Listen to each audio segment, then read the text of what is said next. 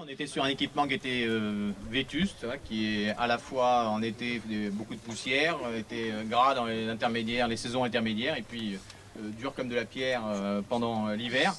Et 2 jours après l'élection, on était venu faire un petit match ici pour marquer cet attachement et cette volonté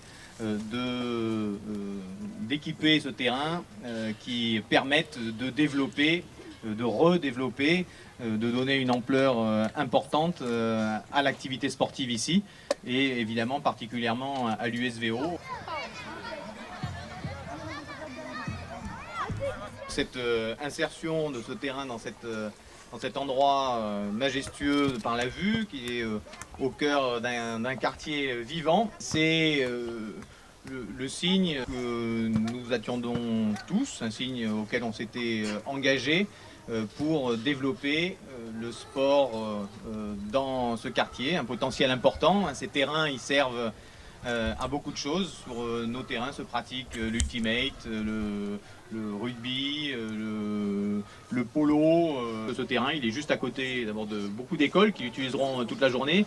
Il a une piste tout autour qui est accessible de façon autonome. Le terrain, lui, il est encadré suivant les normes de la Ligue, donc avec une barrière de 2 mètres, avec ses rehausseurs à hauteur des buts.